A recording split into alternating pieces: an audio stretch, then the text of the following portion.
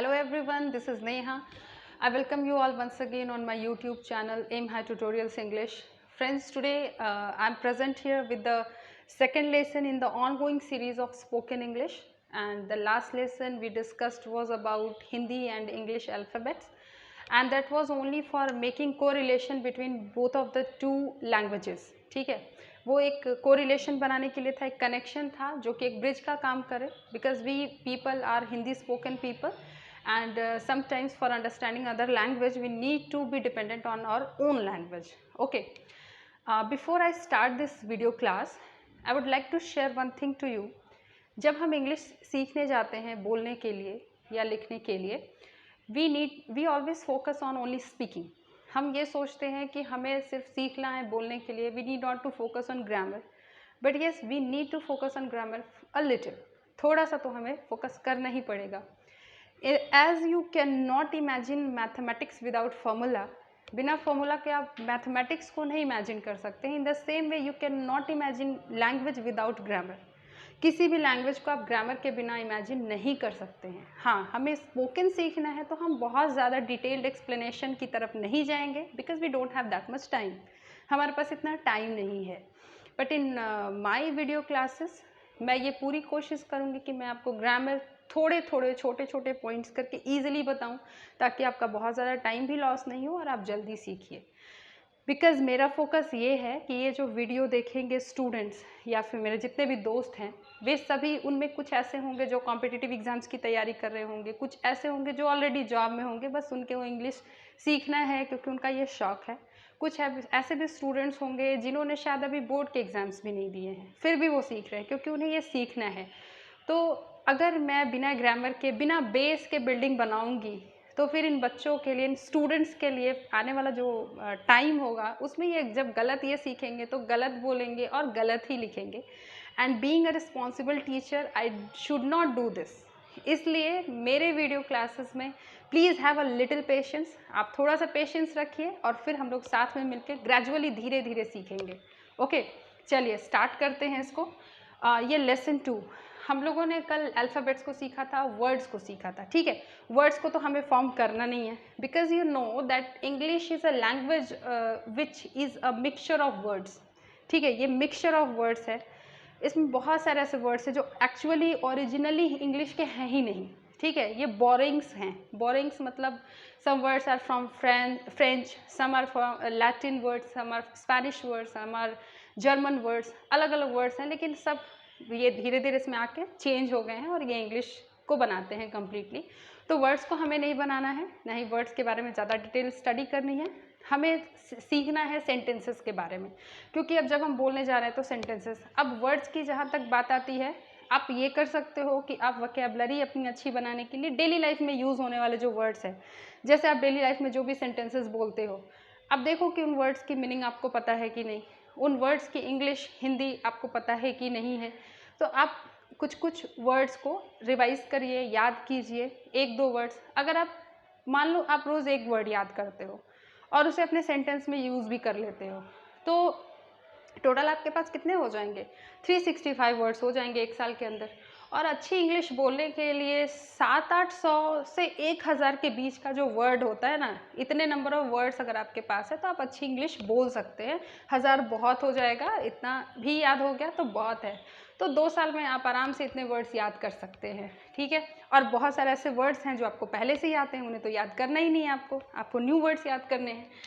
देखिए, अभी ये जो क्लास है, ये जो लेसन नंबर 2 है, इसमें हम लोग एक काम करते हैं, हम लोग देखते हैं सब्जेक्ट्स के बारे में. सब्जेक्ट आपको पता है, I am here discussing the subject. इसका मतलब ये नहीं है कि मैथमेटिक्स, साइंस, संस्कृत, ऐसा कुछ नहीं. यहाँ सब्जेक्ट का मतलब है सेंटेंस में डूअर, जो काम कर रहा होता है या जिसके बारे में हम बात कर रहे होते हैं. ठीक है, तो अब हम लोग एक काम करते हैं, यहाँ पे एक ऐसे मैं कॉलम बना देती हूँ और फिर मैं लिखती हूँ. देखो, पहले तो हो जाएगा आई.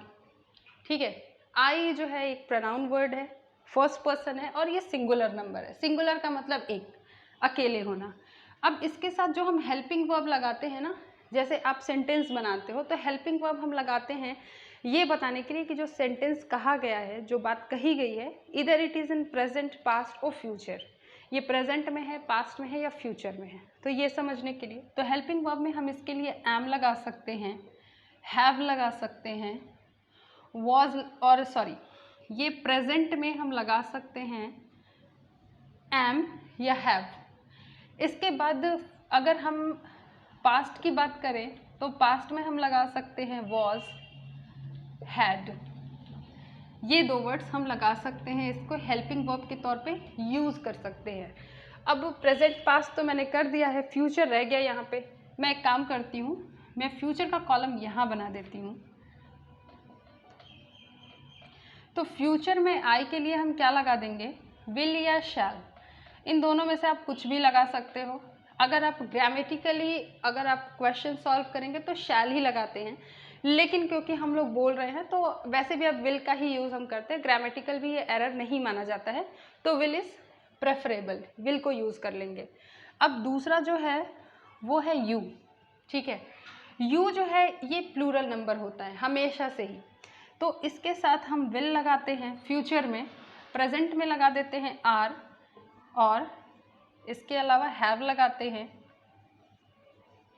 फिर पास्ट में लगा देते हैं वर और हैड।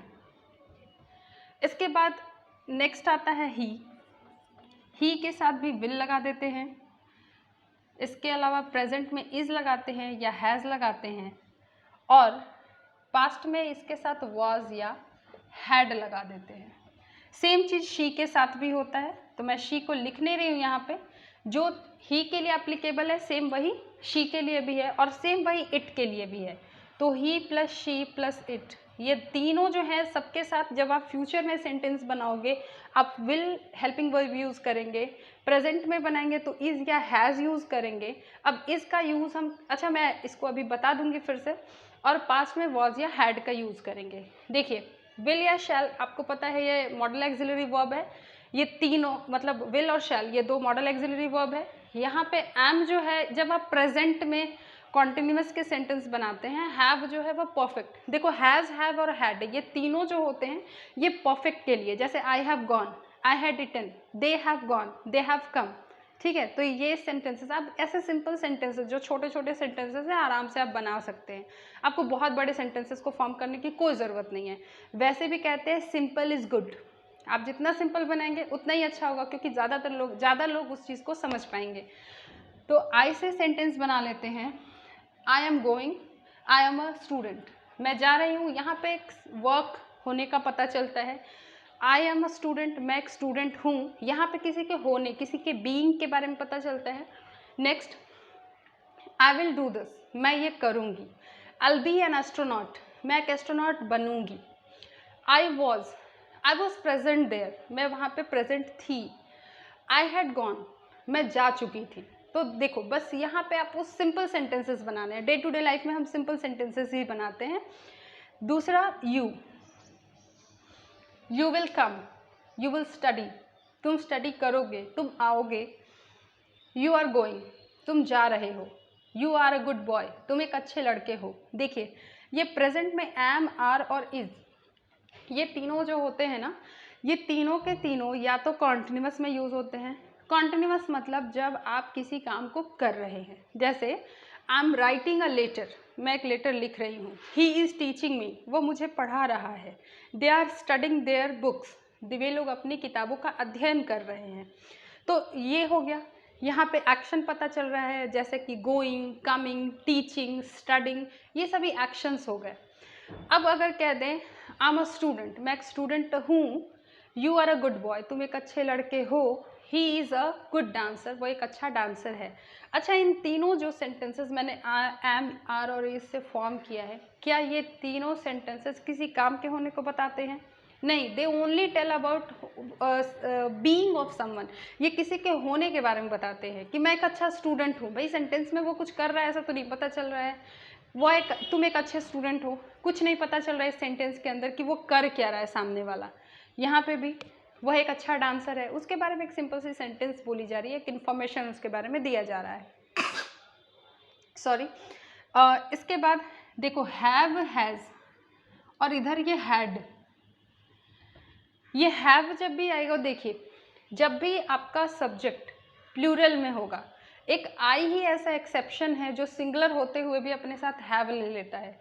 तो हैव जो है ये I have done, I have gone, I have a car, ये सेंटेंसेस ऐसे हैं जब कोई चीज़ हो चुकी है, ठीक है, कोई काम हो चुका है। यू के साथ भी हैव प्रेजेंट में, ही शी इट के साथ भी हैज़, ठीक है।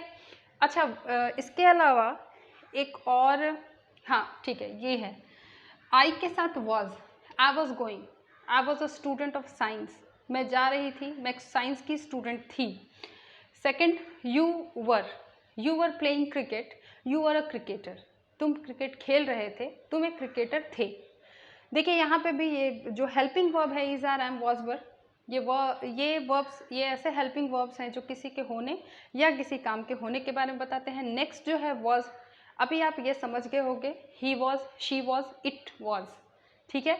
नेक्स्ट हैड यहाँ भी लगा हुआ है। तो जब हम पास्ट में सेंटेंस को परफेक्ट बनाते हैं, परफेक्ट का मतलब जब कोई चीज़ कंप्लीट दिखे, जब ये पता चले कि यस दिस इज कंप्लीट, तो जब कंप्लीट दिखेगा तो उसके लिए हैड दिखाएंगे, ठीक है। Means some action has started at a certain period of time and it is now completed. ये कभी शुरू हुआ, एक ऐसा एक्शन जो एक टाइम पे शुरू हुआ और अभी ख़त्म हो चुका है, तो हम हैव या हैड या हैज़ लगा देते हैं, ओके। इसके बाद नेक्स्ट होगा, देखिए नेक्स्ट में है वी और दे, ये दोनों ही प्लूरल्स होते हैं। वी जो होता है ये फर्स्ट पर्सन और सिंगुलर नंबर होता है। वी का मतलब होता है हम लोग, वी आर प्लेइंग, हम लोग खेल रहे हैं। तो ये वी इसीलिए फर्स्ट पर्सन होता है क्योंकि जो बोल रहा होता है वही फर्स्ट पर्सन होता है। फिर से ये थर्ड पर्सन है, दे, वे लोग, दे आर प्लेइंग, वे लोग खेल रहे हैं, ये थर्ड पर्सन हो गया क्योंकि हम उसके बारे में बात कर रहे हैं। अब वी के लिए हम प्रेजेंट में कौन कौन से हेल्पिंग वर्ब्स लगाएंगे? पहले तो हो जाएगा आर, और इसके अलावा हो जाएगा हैव। इसके बाद पास्ट में इसके लिए यूज़ करेंगे वर, और परफेक्ट के लिए यूज़ करेंगे हैड। फ्यूचर में इसके लिए यूज़ करेंगे शैल या फिर विल। विल या शैल आप दोनों यूज़ कर सकते हैं फ्यूचर इंडेफिनिट के लिए। जब आप फ्यूचर इंडेफिनिट नहीं, मतलब आप फ्यूचर के जो भी सिंपल सेंटेंसेस बनाएंगे वी के साथ, जब आपका वी सब्जेक्ट होगा तो आप विल या शैल यूज़ कर सकते हैं। इसके बाद दे के साथ भी हम लगा देते हैं आर और हैव, और फिर पास्ट में यूज़ हो जाता है वर, और परफेक्ट के लिए यूज़ होगा हैड। इसके बाद दे के लिए हेल्पिंग वर्ब फ्यूचर में ओनली विल यूज़ होता है। इसका मतलब है कि आई और वी जो है, इन दोनों के साथ विल या शैल आप दोनों यूज़ कर सकते हैं, गलत नहीं होगा।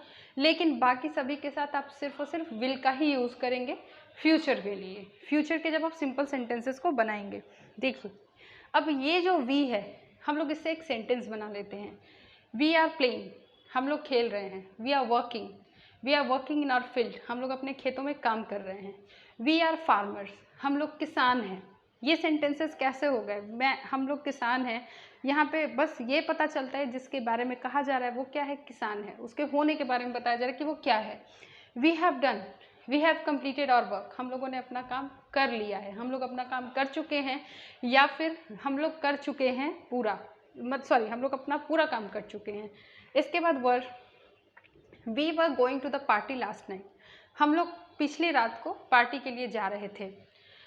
वी वर डांसिंग, हम लोग डांस कर रहे थे। फिर had, we had danced a lot, हम लोगों ने बहुत देर तक हम लोग डांस किए, हम लोगों ने बहुत देर तक डांस किया। इसके बाद वी के साथ शैल या will, we shall go to market, हम लोग मार्केट जाएंगे। We will go to watch a cinema, हम लोग सिनेमा देखने जाएंगे। दे आर माई स्टूडेंट्स, वे लोग मेरे स्टूडेंट्स हैं। दे आर स्टडिंग, वे लोग पढ़ाई कर रहे हैं। दे हैव गॉन, वे लोग जा चुके हैं। दे वर क्लीनिंग देयर डिशेस, वे लोग बर्तन साफ कर रहे थे। दे वर वर्कर्स, वे लोग कामगार थे, वे लोग मजदूर थे। They had bought a car, वे लोग एक कार खरीद चुके थे या उन लोगों ने कार खरीदी थी। They will come to help me, वे लोग आएंगे मेरी मदद करने के लिए, या वे लोग मेरी मदद करने के लिए आएंगे। तो ये सिंपल सेंटेंसेस हैं जो कि आप डे टू डे लाइफ में यूज़ करने के लिए आराम से बना सकते हैं खुद से। और ये जो छोटे छोटे जो हेल्पिंग वर्ब्स हैं, इन हेल्पिंग वर्ब्स को देखो बहुत आसान है, इन हेल्पिंग वर्ब्स को यूज़ करना कौन सा मुश्किल है। अगर आप इन हेल्पिंग वर्ब्स को बस ठीक से यूज़ करेंगे तो आप अच्छी इंग्लिश बोल सकते हैं, साथ ही साथ आप अच्छी लिख भी सकते हैं। लेकिन ये थोड़ा बहुत ग्रामर को लेके चलता है, तो इस तरह से फोकस कर सकते हैं हम लोग। ओके, आई होप ये चीज़ें समझ में आई होंगी आपको। जो भी बातें मैं बता रही हूँ आपकी समझ में भी आता होगा, और आप पेशेंस रख के थोड़ा सीखेंगे, क्योंकि किसी भी चीज़ को बनने में टाइम लगता है, और लेकिन जब वो बनता है तो वो बहुत ही अच्छा होता है।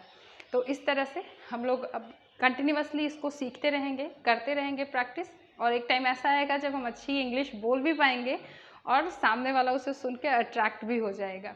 Thank you for watching. If you like it, please share to your friends, subscribe it, and thank you once again for watching my videos.